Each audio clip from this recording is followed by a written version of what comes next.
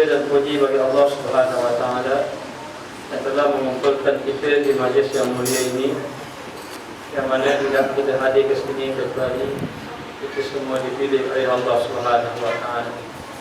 Selawat dan salam ke atas junjungan besar Nabi Muhammad sallallahu alaihi wasallam dan seterusnya kepada ahli keluarganya, para sahabat, para tabi'in dan mereka yang mengasihi baginda Rasulullah sallallahu alaihi wasallam. Sesungguhnya Rasulullah adalah contoh yang terbaik. Sesiapa yang mencontohi Rasulullah, dia adalah orang yang baik di sisi Allah Subhanahu wa taala. Allah taala mendatangkan baginda Rasulullah untuk kita semua mengikutinya. Itulah petunjuk Allah, yang mana sesiapa yang menjadikan Rasulullah itu sebagai ikutannya, maka dia adalah orang yang telah mendapat redha Allah Subhanahu wa taala. Laqad kana lakum fi Rasulillah uswatun hasanah. Sesungguhnya pada baginda Rasulullah sallallahu alaihi wasallam itu adalah ikutan yang terbaik. Maka pada malam ini insya-Allah kita membicarakan mengenai tempat tidur baginda Rasulullah sallallahu alaihi wasallam. Ummul Mukminin Aisyah radhiyallahu anha berkata, "Innama kana firashu Rasulullah sallallahu alaihi wasallam alladhi yanamu alaihi min adamin hashwuhu lifun." Sesungguhnya tempat tidur Rasulullah sallallahu alaihi wasallam dibuat daripada kulit binatang. Maka dibuat daripada kulit binatang yang mana diisi dengan sabut batang kurma. Maka inilah dikatakan lembek ataupun tempat tidur baginda Rasulullah sallallahu alaihi wasallam. Walaupun kita membaca mengenai hadis ini mengatakan bahawa tempat tidur Nabi daripada kulit, namun demikian bila diisi dengan sabut-sabut daripada batang kurma, secayalah tidaklah dikatakan bahawa Nabi ini tidur dalam keadaan mewah, bahkan dalam keadaan yang amat sederhana sekali. Bahkan diletaknya sabut sahaja, bukanlah diletakkan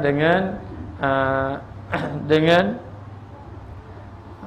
lapisan yang begitu baik, tapi hanya sabut sahaja, melambangkan bahawa Nabi ini orang yang ataupun seorang hamba Allah yang amat sederhana, zuhud dalam kehidupannya. Sehingga pernah dilihat oleh seorang wanita Madinah melihat tempat tidur Nabi, dia merasa sedih, merasa kasihan kepada baginda Rasulullah sallallahu alaihi wasallam. Lalu beliau ini, wanita ini turun balik daripada rumah, maka mendatangkan satu tempat tidur yang lebih baik pada pandangannya, yang mana dia balik dan ambil tempat tidur ataupun lembek, beri kepada Aisyah radhiyallahu anha. Maka ketika itu Rasulullah tidak ada di rumah, dan sudah pasti dia akan beri tempat tidur yang amat baik. Kerana melihat keadaan Rasulullah, ia merasa amat sedih kerana Nabi tidur seolah-olah duduk di tempat yang agak keras. Bila mana Nabi SAW balik daripada rumah, Nabi melihat di dalam rumahnya ada tempat tidur ataupun umpama lembek dalam keadaan yang amat baik, dalam keadaan katil ataupun lembek yang mewah. Lalu Nabi bertanya kepada Siti Aisyah, daripada mana datang ini? Siti Aisyah menceritakan bahawa ada seorang wanita, yang ini wanita Ansar, wanita Madinah datang, lalu dia sedih melihat tempat tidur Nabi. Lalulah Nabi memberitahu kepada Aisyah agar keluarkan tempat tidur ini daripada rumah baginda. Lalulah Aisyah ini agak keberatan kerana rasa sayang. Rasa sayang, dan ia merupakan pemberian daripada seorang wanita, ia hanya hadiah sahaja. Nabi mengatakan kepada Aisyah bahawa tempat tidur yang elok itu di dalam syurga nanti. Dengan arti kata, hendaklah bersabar, biarlah kita susah di sini kerana ada bahagiannya, yakni di dalam syurga. Dan pernah juga Nabi ingin diberi oleh sahabat katil ataupun tilam yang baik. Nabi mengatakan bahawa dia bimbang takut tertegah ia daripada bertahajud. Kerana tahajud kepada baginda Rasulullah ini merupakan satu kewajipan. tahajud kepada kita adalah satu perkara yang sunat sahaja. Sebab itu Nabi kalau tertinggal tahajud, Nabi akan mengqadakannya di siang hari. Maka sudah pasti Nabi kalau diberi lembek ataupun tilam yang tebal macam mana pun, Nabi boleh bangun. Kerana baginda tidak pernah lekang daripada ingat Nabi, ingat Allah Ta'ala. Hati baginda sentiasa ingat. Tetapi apa yang ditunjukkan oleh baginda Rasulullah sallallahu alaihi wasallam itu adalah untuk menjaga umatnya, menjaga ummah, kerana dibimbangi dengan tilam yang begitu elok, tilam yang begitu empuk, menyebabkan ia amat suka melakukan ibadat kepada Allah Subhanahu wa taala.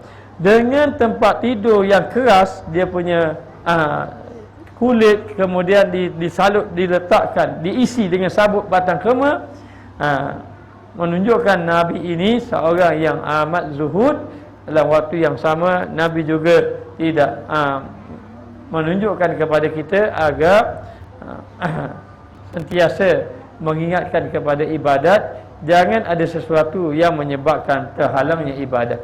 Boleh jadi dengan tempat tidur yang agak keras ini memudahkan untuk bangun sembahyang malam dan seumpamanya. Muhammad Al-Baqir radhiyallahu anhu berkata, su'ilat Aisyah radhiyallahu anha, maka na firasyu Rasulillah sallallahu alaihi wasallam fi baitika, qalat min adamin hashwuhu min lifin. Wa su'ilat Hafsah, maka na firasyu Rasulillah sallallahu alaihi wasallam fi baitiki, qalat mishan nasnihi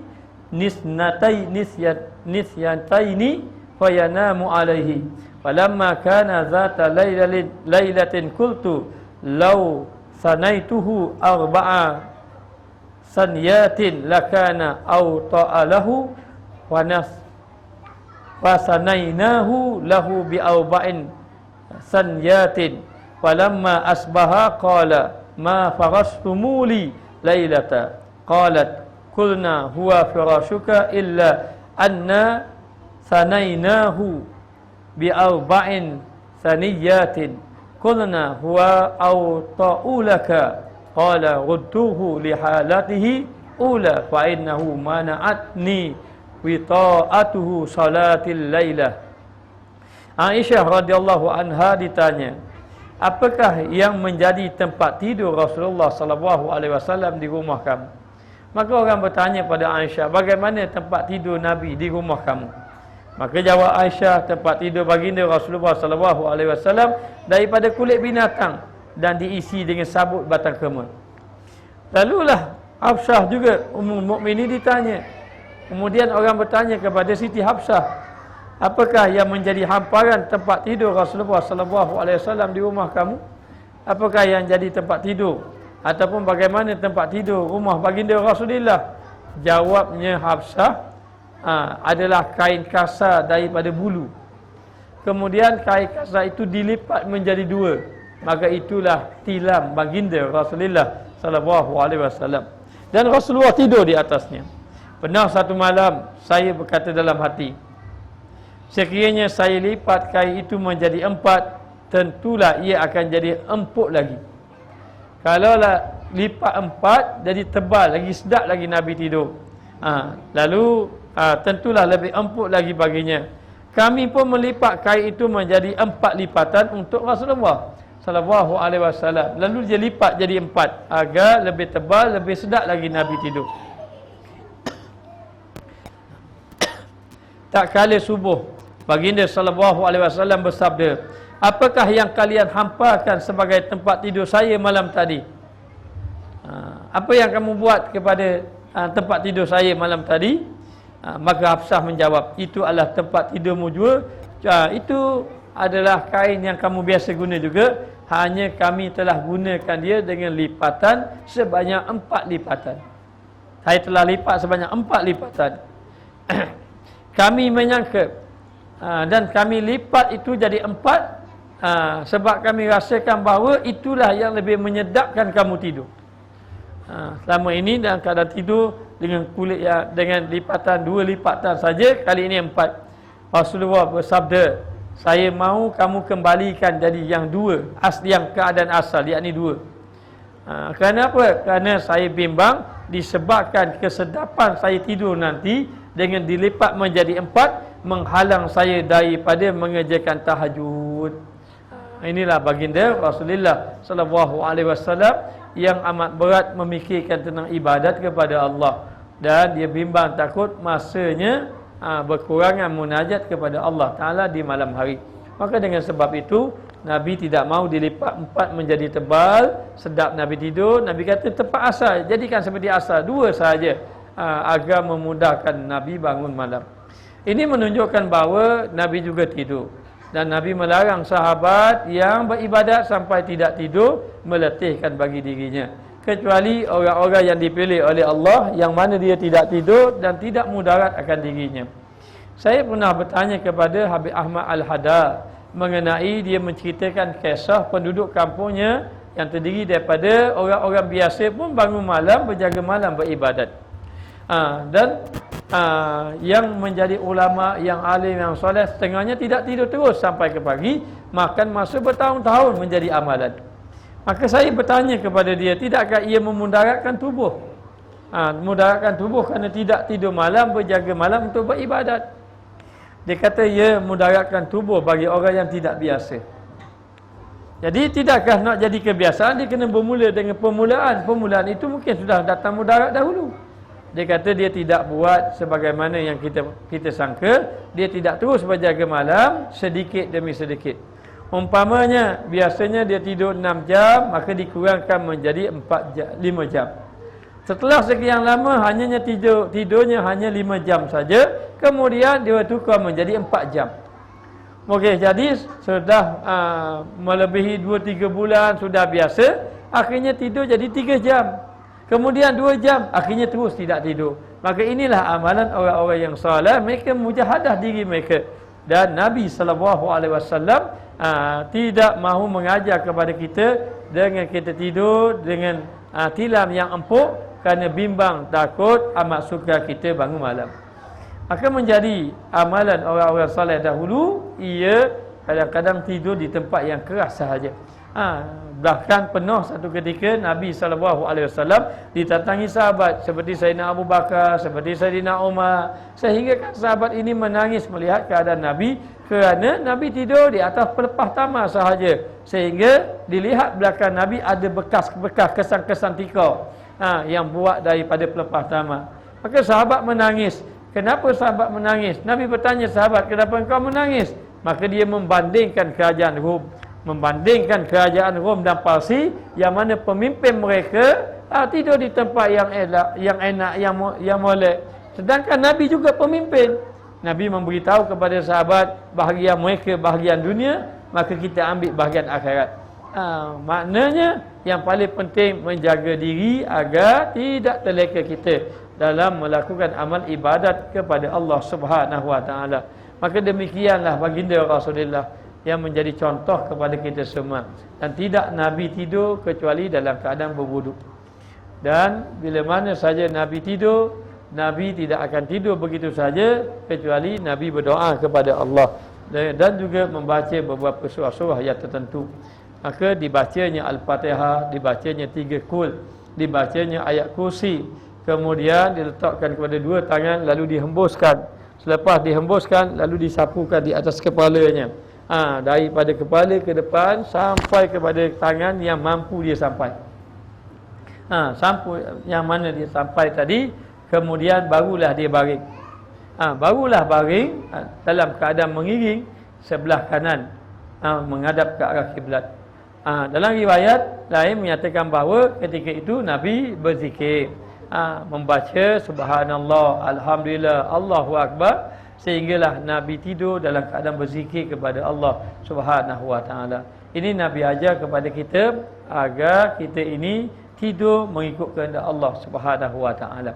Ataupun dibaca bismika rabbi wada'tu jambi wa bika arfa'u wa in arsaltaha fahfazha wa in arsaltaha fahfazha bima tahfazu bihi ibadika salihin. Maka banyak lagi bacaan-bacaan yang boleh kita baca ketika mana kita ingat mahu tidur. Dan boleh juga dikatakan bahawa dibaca dengan ayat yang terakhir dalam suratul Kahfi.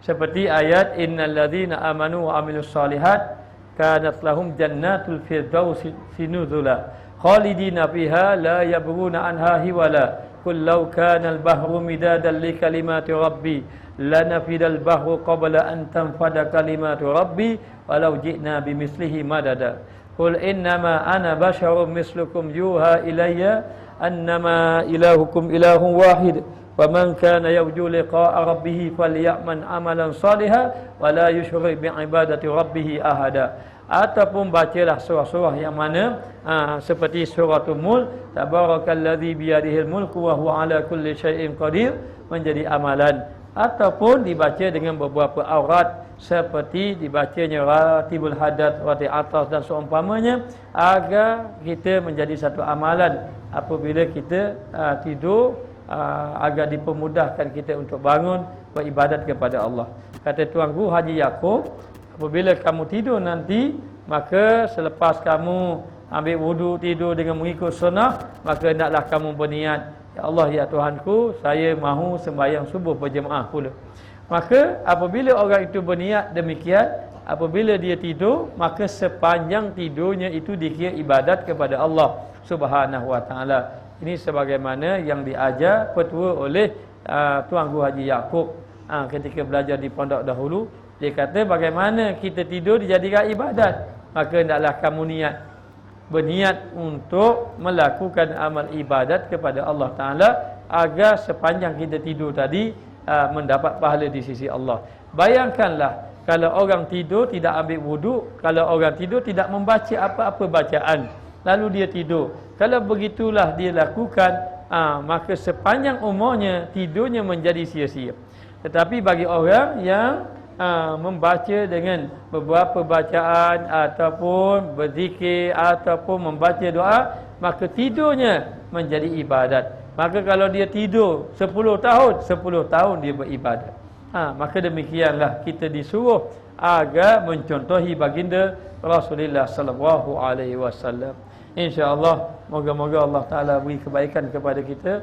Moga-moga Allah Ta'ala jadikan kita hamba Allah yang salah di sisinya, dan dikuatkan kita agar dapat mengikuti sunnah baginda Rasulullah sallallahu alaihi wasallam.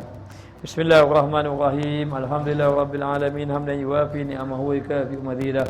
Ya Rabbana lakal hamdu kama yanbaghi li jalali wajhika wa azimi sultani. Wa laqad asyartu li na'timan awsafuhu tuhil quluba tuhayyijul asjana. Wallahu qad asna alaihi fama yusawi qawlu minna aw yakunu sanana. Lakinna hubban fi sarair qad da'a limadihi safwati rabbina wa hadana.